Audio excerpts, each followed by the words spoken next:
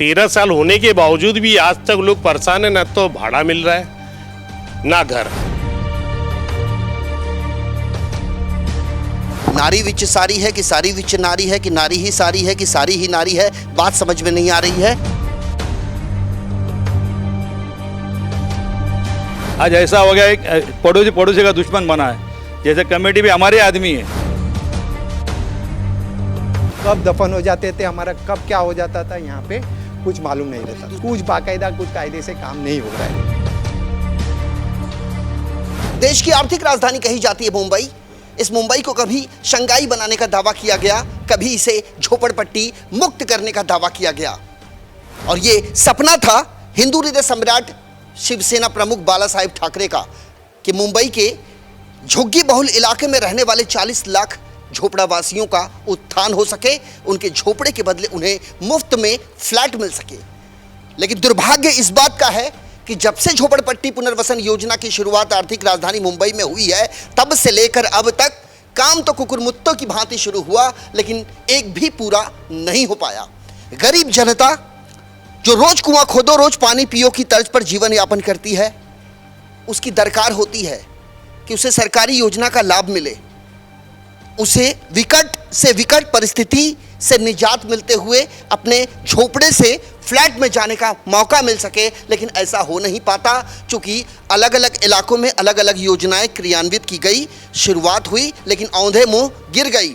और खास करके आज इस कार्यक्रम को हम दिखाने का मकसद सिर्फ इतना है कि सूबे के मुखिया एकनाथ शिंदे साहब, देवेंद्र फडणवीस जो मुख्यमंत्री रह चुके हैं महाराष्ट्र के, उन तक ये चीज़ें पहुँचे कि आखिर मुंबई में वजह क्या है कि झोपड़े तोड़ दिए जाते हैं, लोगों को उनके घर से उजाड़ दिया जाता है, किराए तक उन्हें नहीं मिल पाते, अंततोगत्वा वो बिल्डिंग भी नहीं बन पाती, 20-25 साल का लंबा अरसा गुजर जाता है, लोग मृत्युमुखी हो जाते हैं, लेकिन उनका परिवार भी दर दर की ठोकरें खाने को मजबूर होता है। आज हम खड़े हैं मुंबई उपनगर के अंतर्गत आने वाले सांता क्रूज पश्चिम में, जहां झोपड़पट्टी पुनर्वसन योजना की शुरुआत साल 2010 में शुरू की गई। साईं दुर्गा एसआरए गृह निर्माण सोसाइटी के नाम से जानी जाती है ये सोसाइटी। हमारे साथ प्रदीप सिंह ठाकुर हैं, आरटीआई एक्टिविस्ट हैं, समय समय पर सूचना अधिकार अधिनियम 2005 के तहत ये जानकारी निकालते रहते हैं। इन्होंने आज हमें यहाँ आमंत्रित किया है।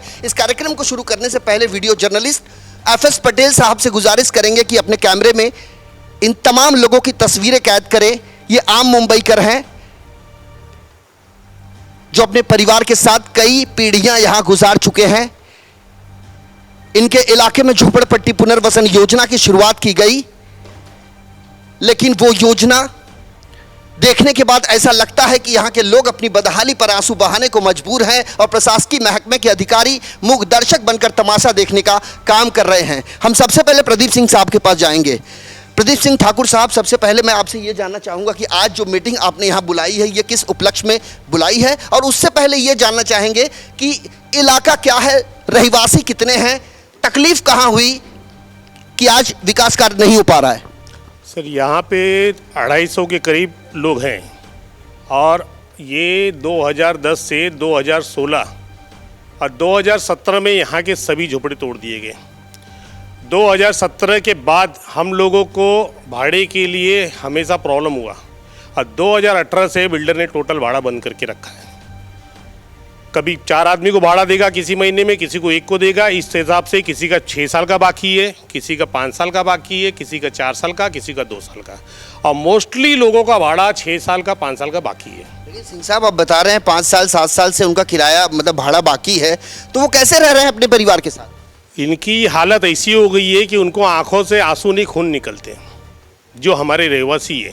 लेकिन ना तो हमारी कमेटी सुन रही है और ना ही यहाँ के डेवलपर सुन रहे हैं, ना अधिकारी। हमने बहुत जद्दोजहद करके कमेटी के खिलाफ केस लड़ा। इस समय कमेटी भंग हो चुकी है और वहाँ पे प्रशासक बैठे हैं मिस्टर सुनील शिंदे साहब। 9 तारीख को ये ऑर्डर आया है पिछले महीने, इसी महीने में, लेकिन 9 तारीख से आज तक प्रशासक ने अपनी एक्टिविटी शुरुआत नहीं की है। आज तक नहीं की है। सुनील शिंदे नाम आपने बताया? शिंदे नाम है, जबकि उनका काम था कि लोगों को मार्गदर्शक करे, अपना नंबर दे कि भाई आप सोसाइटी भंग हो चुकी है, आपका जो भी प्रॉब्लम है हमसे कांटेक्ट करो। लेकिन आज तक ऐसा नहीं हुआ है और ना डिपार्टमेंट के लोग सपोर्ट कर रहे हैं। भाड़े के मैटर पे हमने सर्कुलर 153 के हिसाब से वहाँ पे हेयरिंग चलाया। इन ऑफिसरों ने 1 साल के भाड़े के मैटर को 2 साल हेयरिंग चलाया। 1 साल के भाड़े के मसले को 2 साल तक, तारीख पे सिर्फ तारीख खाली बहाना था कि सर यहाँ पे कोविड है, कोविड है। हाँ, कोरोना के नाम पे। और आज 2023 से आज तक लोगों को भाड़े नहीं मिले। ऑर्डर में 2018 अंकित करके दिया है डिपार्टमेंट की, 2018 से बिल्डर ने लोगों को भाड़ा नहीं दिया है, स्टॉप वर्क लगा हुआ है। जबकि बिल्डर का ये हालत है कि बिल्डर ने स्लम की बिल्डिंग, जो रिहैब बिल्डिंग होती है, इसका ढांचा खड़ा कर दिया है, पार्टीशन अंदर पार्टीशन कर दिया, लेकिन इंटीरियर कुछ नहीं किया है। लेकिन सेल बिल्डिंग आप देखेंगे तो सेल बिल्डिंग ऑलमोस्ट खड़ी हो चुकी है। बहुत बड़ी बात इन्होंने करी है। अपनी टीवी स्क्रीन के दूसरे पार्ट में जो हम आपको दिखा रहे हैं लगातार, उसे आप देखने का प्रयास करें। ये मुर्गी के दरबे नुमा जिस बिल्डिंग को खड़ा किया है बिल्डर ने, वो सिर्फ ऐसा लगता है कि अपने दस्तावेज पर दिखाने के लिए कि हमने यहाँ इमारत खड़ी कर दी है, लेकिन सेल की जो बिल्डिंग है वो पूरी तरीके से इंटीरियर डिजाइन के साथ तैयार है। लोगों से पैसे ले लिए गए हैं। बड़े पैमाने पर सांताक्रूज पश्चिम के खोतवाड़ी भीमवाड़ा इलाके में हजारों की संख्या में गारमेंट व्यवसायी अपना व्यवसाय करते हैं और उनको अपने झांसे में लेकर कहीं ना कहीं उनके साथ खरीद फरोख्त की गई सेलेबल बिल्डिंग के जो कमर्शियल बनाया गया है। और कमर्शियल के ऊपर भी प्रदीप सिंह ठाकुर ने पत्राचार किया था और उस पत्र को हमने पढ़ा है। इन 24 न्यूज़ के पास वो पत्र भी सुरक्षित है, जिसमें यह लिखा गया है कि आपने जो ऊपरी मंजिल जो बनाई है वो गैर कानूनी है और इसे यदि आपने खुद नहीं गिराया तो इसे हम गिरा देंगे। और यह पत्राचार प्रदीप सिंह ठाकुर ने किया। मुझे आप एक बात बताइए ठाकुर साहब, रेलवे से जब हम जाते हैं पश्चिम रेलवे से, तो हम देखते हैं कि मिलन इंटरनेशनल जैसे ही खत्म होता है वैसे ही एक नई इमारत लाइन से दिखती है। ऐसा लगता है कि कोई प्रोजेक्ट बड़ा हो रहा है, लेकिन ये सालों साल से हो रहा है। ऐसा लगता है, आपको नहीं लगता ये बीरबल की खिचड़ी है जो पकी नहीं अब तक? सर 250 झोपड़ों का प्रोजेक्ट अगर किसी योजना में है तो मुश्किल से उसका समय 2 से 3 साल होना चाहिए। 2 से 3 साल। और यहाँ तो 13 साल हो गया। यहाँ 13 साल होने के बावजूद भी आज तक लोग परेशान है, ना तो भाड़ा मिल रहा है ना घर। अच्छा, घर की बात मैं आपको बता देता हूँ, तो आपके माध्यम से मैं सीओ साहब से निवेदन करूँगा कि आप यहाँ का मुआयना करें। शायद पूरी मुंबई में किसी बिल्डर ने ऐसा फ्लैट बनाया होगा ना जिसके अंदर रोशनी पहुँचेगी ना हवा पहुँचेगी। तो आप बताइए भविष्य में यहाँ पे रहने वालों लोगों को अगर वो अलॉटमेंट होता है तो उनकी हालत क्या होगी? यहाँ पे रहने वालों को ये पहले ये खाका बताया गया था कि इस तरीके से, इस डिज़ाइन से, इस दर्जे की इमारत हम बनाएंगे, ऐसा कुछ बताया गया था? इसके अंदर कारण ये है कि हमारी कमेटी के अंदर 3 लोग अपात्र हैं, जो 2015 से एक्टिवेशन में हैं। कमेटी में हैं और अपात्र हैं, समझ में नहीं आ रहा। जिसके अंदर कमेटी में जो हमारे चेयरमैन है वो अपात्र हैं। चेयरमैन अपात्र है, तो सोसाइटी कैसे फॉर्म हुई? मिस्टर संतोष सिंह, सोसाइटी पहले फॉर्म हो चुकी थी। 2015 में इन्होंने इलेक्शन लड़ा है और 2018 में इनकी अपात्रता घोषित हो गई कि अपात्र हैं। और उसके अंदर हमारे चेयरमैन संतोष सिंह, हमारे सेक्रेटरी उमेश सिंह और एक हमारे मेंबर है सुरेंद्र सिंह, ये 3 लोग अपात्र हैं। तो सर आप मुझे बताइए कि अपात्र लोग अगर सोसाइटी में बैठ के कार्य कर रहे हैं तो बिल्डर के हित में काम करेंगे या लोगों के हित में काम करेंगे? जब राजा का ही आइडेंटिफिकेशन संदेह के घेरे में हो तो प्रजा उम्मीद क्या करेगी? ठाकुर साहब, आप एक बात बताइए कि ये जो कमेटी है, ये कमेटी गठित कब हुई और क्या इस कमेटी ने कभी सर्वसाधारण सभा लेके यहाँ के स्थानीय लोगों को इस बारे में कोई जानकारी दी है कि अगला पड़ाव आपका ये होगा या इसके बाद ये होगा? ऐसा कुछ हुआ है? सर ये मीटिंग आपने पूछा था, ये मीटिंग हमने किस उपलक्ष्य में रखी गई है, तो हम बाकायदा हमारे लोगों के मार्गदर्शन के लिए समय समय पर मीटिंग रखते आए। आज ये मीटिंग इसलिए रखी गई थी कि कमेटी भंग हो चुकी है। अब कमेटी को नए सिरे से सोसाइटी को लाना है और एक जागरूकता लाना है। आज मैं आपके माध्यम से ये बताना चाहता हूँ कि हमारी साई दुर्गा सोसाइटी SRA की जो है सांताक्रूज पश्चिम में, वहाँ पे मेंबरशिप लिस्ट है ही नहीं, किसी की मेंबरशिप फीस नहीं ली गई है। तो आप बताइए जब मेंबरशिप वहाँ पे ली नहीं गई तो मेंबर कौन होगा? सबसे बड़े दुर्भाग्य की बात है हमारे लिए कि 2010 से सोसाइटी ने किसी आर्किटेक्ट को नहीं चुनाया, अपॉइंट नहीं किया है। अगर आर्किटेक्ट अपॉइंट नहीं तो बिल्डिंग कैसे बन गई? आर्किटेक्ट अपॉइंट नहीं किया है, बिल्डिंग बन गई। नारी विच सारी है कि सारी विच नारी है कि नारी ही सारी है कि सारी ही नारी है, बात समझ में नहीं आ रही है। हम यहाँ के बाकी के लोगों से भी पूछेंगे। ठाकुर साहब आपके पास आएंगे, सिंह साहब आपके पास भी आएंगे। सर आपका नाम बताएंगे थोड़ा? मनीष गोहिल मेरा नाम है। मुनीष सर, आप कितने साल से यहाँ रहते हैं? 84 से। 84 से आप रहते हैं यहाँ पे। जो भी कमेटी गठित की गई है, इस कमेटी के बारे में आपको कितनी जानकारी है? कमेटी तो सर काफ़ी बार हुआ, मगर इसकी कोई जानकारी पब्लिक मीटिंग ही नहीं ली गई है। पब्लिक मीटिंग नहीं ली गई और प्लस 2018 से किसी का भाड़ा नहीं आया आप है। मुझे एक बात बताइए, शुरुआती दौर में जो विकासक, जो बिल्डर आपके यहाँ पे आया था, क्या वही बिल्डर आज भी है? जी, वही बिल्डर आज केडिया बिल्डर है, केडिया बिल्डर है, ट्रांसकॉन कंपनी है। ट्रांसकॉन कंपनी, ठीक है। तो क्या वो यहाँ के लोगों को किराया दे रहा है? जी नहीं, कोई किराया नहीं दे रहा है और उसकी कोई सुनवाई भी नहीं हो रही है। डिपार्टमेंट में जाते हैं फिर भी वहाँ पे भी कोई सुनवाई नहीं है। ना कमेटी जो अभी भंग हुई है फिलहाल, और उसमें भी कोई सुनवाई नहीं हो रही थी कमेटी में भी। तो आप मुझे एक बात बताइए, जब किराया नहीं मिल रहा है तो लोग कैसे रह रहे हैं? यही बात समझ में नहीं आ रही, लोगों की हालत ख़राब है यहाँ पे।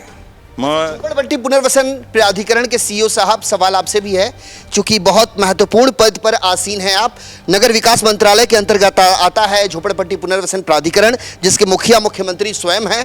बड़ा दुर्भाग्य लगता है कि शिवसेना, भारतीय जनता पार्टी की सरकार साल 1995 में थी। उस समय मुख्यमंत्री मनोहर जोशी साहब हुआ करते थे, जिन्होंने झोपड़पट्टी पुनर्वसन योजना को अमली जामा पहनाने के लिए हरी झंडी दिखाई थी। लेकिन आज वो सरकार नहीं है, उसके बाद दूसरी सरकार, उसके बाद तीसरी सरकार, उसके बाद चौथी सरकार और अब पांचवी सरकार। कुल मिला के शुरुआत कहाँ है, एंड कहाँ है, और इसका नतीजा क्या निकलेगा? और क्या वाकई में सांताक्रूज पश्चिम के उस तिवारी चाल के नाम से प्रचलित चाल का विकास हो पाएगा? चूंकि मकान टूट चुके हैं, किराए किसी को मिल नहीं रहे हैं, बिल्डिंग का एक स्ट्रक्चर, एक ढांचा तैयार कर दिया गया है, और एक आलीशान कमर्शियल जो शाम के समय रोशनाई से सराबोर दिखाई देता है, उसे देखने के बाद ऐसा लगता है कि वाकई किसी ने इसे बनाया है। लेकिन इसके पीछे की जो दुख है, पीड़ा है, वेदना है, वो तमाम रहीवासी यहाँ पर बैठे हुए हैं। बड़े संक्षेप में आपसे जानना चाहेंगे, आप पात्र हैं? जी पात्र है। आपको कितने दिन से किराया नहीं मिला? 2018 से। 2018 से आज 23 है, 5 साल। 5 साल। इसके लिए पत्राचार वगैरह किया आपने? सब कुछ किया हमने, सब जगह पे डिपार्टमेंट में, सब जगह पे पत्राचार वगैरह सब किया, मगर कहीं पे सुनवाई नहीं हो रही है। हमने देखा कि एक नया परचम लेके प्रदीप सिंह ठाकुर चले हैं, कितना विश्वास है उन पर आपको? पूरा 100%। आपको लगता है लड़ाई का नतीजा निकलेगा? जरूर जरूर निकलेगा, सच्चाई के साथ लड़ रहे हैं, उसके नतीजा हम निकलेगा। आपके पास आएंगे। सर, आपका नाम क्या है? मेरा नाम कन्हैयालाल जैन। आप कहाँ रहते हैं? मैं सांताक्रूज में, कोतवाड़ी में। जिस तिवारी चाल की ये बात हो रही है, उसमें आपके मकान थे, दुकान थे? दुकान थे। दुकान था। हाँ, राहुल। दुकान आपका टूट गया है? दुकान टूट गया है। दुकान तोड़ते समय क्या वादा आपसे किया गया था? कितने वो 3 साल में दुकान मिलेगा, 3 साल के अंदर वापस दे देगा बना के। भाड़ा कितना देने के लिए कहा गया? भाड़ा 25,000 देने को बोला था। 25,000 के हिसाब से कितने महीने का? मेरा पहले अपात्र करके रखा था उन्होंने, तो आप पात्र है, इसलिए आपको भाड़ा नहीं मिलेगा। तो रूम का भाड़ा दिया उन्होंने पहले मेरे को, फिर बाद में उसको भाड़ा ही नहीं दिया। 2 साल के बाद भाड़ा ही नहीं दिया उसने। जब आपको भाड़ा नहीं दिया तो आपने किसी से मुलाकात करी? मैं फिर प्रदीप सिंह ठाकुर के साथ तो गए थे हम लोग। मतलब एक ही ऑप्शन, प्रदीप सिंह ठाकुर, एक आरटीआई एक्टिविस्ट जो समय समय पर सूचना अधिकार अधिनियम 2005 के तहत जानकारी पे जानकारी निकालते रहा।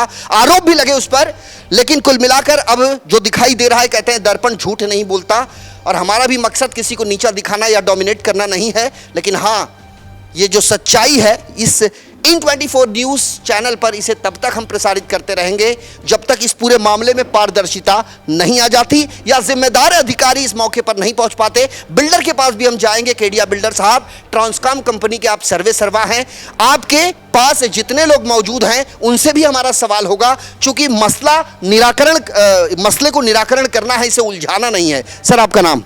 मेरा नाम श्रीकांत कुंभेकर सर। श्रीकांत साहब, मेरे ख्याल से बचपना आपका यहीं गुजरा है? पूरा बचपन। कितने साल के हैं आप? मैं आज 52 ईयर्स हूँ। आज 52 ईयर्स के आप हो गए हैं। 13 साल पहले आपके यहाँ पे ये स्कीम आई थी। उस समय आपको लग रहा था कि स्कीम जिस हिसाब से आई है उस हिसाब से पूरी हो पाएगी? शुरुआत में तो लगी थी, मगर वो बाद में जो कमेटी आई, वो कमेटी के ऊपर से विश्वास हमारा उठ गया। चूक कहाँ हुई? क्योंकि कमेटी हमको पूरा मेंबर लोग को साथ में लेने चल रही थी। वो प्रदीप सिंह ठाकुर साहब ने जिस संतोष सिंह का नाम लिया, क्या उस संतोष सिंह ने किसी भी प्रकार की कोई सर्वसाधारण सभा या किसी प्रकार की कोई भी नोटिस या किसी प्रकार की कोई भी जानकारी किसी को दी? जी नहीं सर, वो हमेशा, मैं तो उनसे, मेरा तो खासी दोस्त है वो, एकदम बचपन हम लोग साथ में बड़े हो गए। और उनका ऐसा, हमें बार बार उनको यही बताते रहा कि कमेटी मीटिंग लो, मंथली मीटिंग लो, ईयरली मीटिंग लो, जो कुछ आप, क्योंकि कमेटी जो रहती है बिल्डर और मेंबर का बीच का दुआ रहती है, और उन्होंने वो काम कुछ किया ही नहीं है। मेंबर ने सभी ने उसके ऊपर, हमारे तिवारी चल ने तो पूरा विश्वास उसके ऊपर रखा हुआ था। महाराज उसका पूरा, उसके ऊपर से पूरा विश्वास हमारा टूट गया हुआ है, क्योंकि हमारे चाल में जितने भी रहते थे, अभी आज मैं 52 ईयर्स हूँ, हमारे मम्मी डैडी का जो खून पसीने से सोन के हम ये हमारा रूम बनाया था, हम तो यही चाहते थे कि हमारा मम्मी डैडी के साथ में हम हमारे रूम में प्रवेश करें, क्योंकि वो टाइम पे हमारे मम्मी डैडी जिंदा थे। महाराज समय आपके माता पिता जिंदा थे? जिंदा थे। आज 13 साल हो गए सर। मम्मी डैडी तो सब, यहाँ भी जितने भी मेंबर है सभी मेंबर के माता पिता गुजरे। आज ये बच्चे लोग जो फाइट कर रहे हैं। वैसे इस कार्यक्रम को देखने वाले उन तमाम दर्शकों को हम बता दें कि इन 24 न्यूज़ के माध्यम से हमने जिन जिन इलाकों का जायजा लिया, वहां चल रहे विकास कार्य को देखने के बाद ऐसा लगता है कि यहां विकास कार्य नहीं बल्कि ट्रेडिंग की जा रही है, व्यवसाय किया जा रहा है गरीबों की गरीबी के साथ। लेकिन इसका निष्कर्ष नहीं निकल पा रहा है और इसका निष्कर्ष निकलना जरूरी है, क्योंकि ये वही जनता है जो हर साल हर 5 साल के बाद जब चुनाव आता है तो अपना वोट उन जनप्रतिनिधियों को देती। जनप्रतिनिधि की बात आई, जिस इलाके में आपका विकास कार्य चल रहा है वहां भारतीय जनता पार्टी की पूनम महाजन सांसद है मेरे ख्याल से। आशीष सेलार जो भारतीय जनता पार्टी के मुंबई प्रदेश अध्यक्ष हैं, वो आपके यहाँ के विधायक हैं। और वार्ड 97 के अंतर्गत आता है आपका इलाका, जहां की भारतीय जनता पार्टी की नगर सेविका हेतल गाला है। अब इन तीनों का रोल बता दीजिए साहब, तीनों बीजेपी के हैं। हमारे प्रदीप सिंह है या कमेटी है, हम लोग जो अपोजिशन जो है, मतलब जो विरोध कर रहे हैं, हम बार बार उन्होंने इनसे कांटेक्ट किया हुआ है, आते हैं मीटिंग लेते हैं, मगर उसमें तो कुछ साध्य नहीं होता है सर। कि हम लोग ने बहुत सारे, हमारे जो प्रदीप सिंह जी है या हमारे जो बाकी के जो फाइटर अभी जो है यहाँ पे बैठे, बार बार उनसे कांटेक्ट करते हैं, उनसे मिलते हैं कि हमारा जो प्रोजेक्ट अटका हुआ उसको पूरा करो, आपके माध्यम से कम पूरा करो। अपनी जिंदगी में कभी आपने ऐसा सोचा था कि ऐसा वक्त आएगा कि हमको इस तरीके से लोगों के बीच बैठना होगा और सोचने पे मजबूर होना होगा कि होना क्या होगा? क्या इस तरह से आंदोलन करेंगे हम तब अपना अधिकार पाएंगे, आपका मकान तोड़ दिया जाएगा, इस तरह कभी आपने सोचा था? नहीं सर, हम तो यही सोच रहे हैं कि इसे बिल्डिंग के ऐसा जो हमारा चाल ही अच्छा था सर, जो हम लोग खुशी राजी खुशी हम लोग सब साथ में रहते थे, हर एक त्यौहार हम मनाया जाता था। आज ऐसा हो गया एक पड़ोसी का दुश्मन बना है। जैसे कमेटी भी हमारे आदमी है, आज हम सब हमारे उसकी कमेटी के खिलाफ लड़ रहे हैं। क्यों लड़ रहे हैं? कि यही प्रोजेक्ट की वजह से है कि उसको प्रोजेक्ट पूरा कर नहीं पा रहे हैं लोग, ना कमेटी कर के साथ पूरे यकीन के साथ ये कह रहे हैं। वैसे आपको बता दें कि जितने त्यौहार, जितने कार्यक्रम, जितने आयोजन प्रयोजन झुग्गी बहुल इलाकों में होते हैं, उतने रिहायशी इलाके में नहीं होते। हमेशा यहाँ एक अलग ही माहौल देखने को मिलता है। लेकिन जिसके साथ ये बचपन से अब तक का सफर इन्होंने तय किया, आज वही इनके दुश्मन होते जा रहे हैं, जिसका एकमात्र कारण है विकासक और विकासक की नीतियां, जिसके तहत इनका विकास कार्य नहीं हो पा रहा है। बहन, क्या नाम है आपका? सोनल सावंत। आप थोड़ा खड़े होंगे। मेरे ख्याल से आप भी यहाँ बचपन से रह रहे हैं। हाँ। कितना साल हुआ? तो हो गया, मैं आई तभी 87 में, हम लोग कुछ 86। यहाँ की बहू है कि बेटी है? बेटी है। आप यहाँ की बेटी है। आप मुझे एक बात बताइए, ये जो कुछ भी चल रहा है इसमें गलती किसकी लगती है आपको? खास करके बिल्डर की, और जो हम लोग के सोसाइटी मेंबर जो चुने हैं उनकी। ये किराया नहीं देते? नहीं। कभी मकान तो मेरे ख्याल से सबका टूट गया है। सबका, मेरा भी टूटा है। आपको कितने साल से भाड़ा नहीं मिल पाया? मुझे 5 साल हो गया भाड़ा नहीं मिला है। 5 साल से आपको भाड़ा नहीं मिल रहा है। और कितना भाड़ा देने के लिए कहा गया? 15,000। 15,000 यानी सीधे सीधे 5 साल, यानी अगर हम कहें तो 60 महीना, और 60 महीने के हिसाब से 9 लाख रुपए एक मेंबर का। और ऐसे कुल कितने रहिवासी हैं आपके यहाँ पे?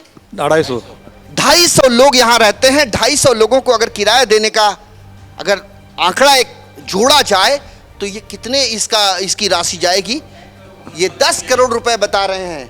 हमारे साथ सिंह साहब हैं। आप बैठिए बहन, आपके पास आते हैं। सर, आप खड़े होंगे। सबसे पहले पूरा नाम आपका? मेरा नाम राजकुमार सिंह है। मैं यहाँ 2013 से 2023 हो गया है।